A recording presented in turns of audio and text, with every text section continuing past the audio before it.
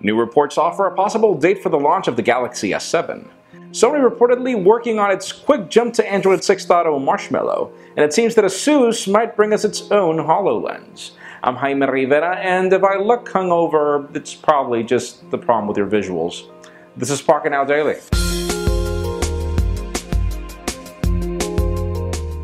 The official news today begins with Sony, as the company has gained a lot of popularity for its speed at adopting any new version of Android, even for extremely old Xperias. And if any of your Xperias is on the list in the link to the description, you apparently will be getting Android 6.0 Marshmallow before you thought. It seems that Sony plans to skip Android 5.1 and go directly to 6.0. And that's not necessarily a good thing, because it could take a little longer, but then again, it still is good news.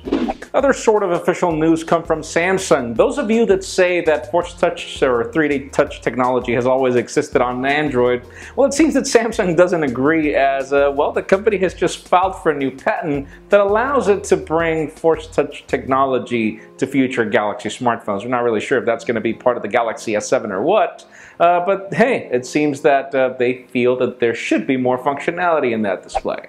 And speaking of Samsung and the Galaxy S7, we've got some trusted sources claiming a possible date for the Galaxy S7 announcement. We were expecting CES for the product to be available at MWC for us to check out, but as it turns out, it seems that January 16 is actually closer to the date that they're planning to announce it, which means that they'll have a separate event, and then we could expect, possible launch to happen around February. It's really hard to predict right now. We're really far from that, but it seems that Samsung plans to bring a ton of innovation here. We just can't wait to see it.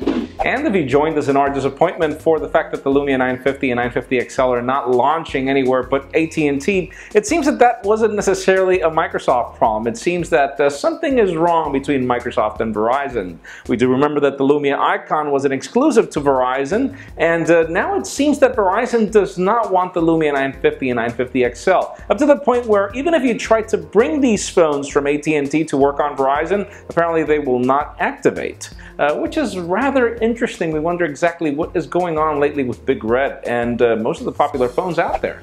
And finally, the hot news for today have to do with both Microsoft and ASUS. Now, listen to this. According to Terry Myerson from Microsoft, they're working with ASUS on building their own HoloLens with Microsoft software, which is really cool. But then when you ask ASUS's CEO, he claims that they're still analyzing the possibility, and we should wait and see. And this is really cool. It's cool to see that HoloLens is not just the Microsoft product that scared everybody with its $3,000 price tag, at least for developers. It seems that ASUS is going to try it out, and other companies also will bring out their own HoloLens products. And this is just great. It's going to be an ecosystem. But it does lead me to the question of the day.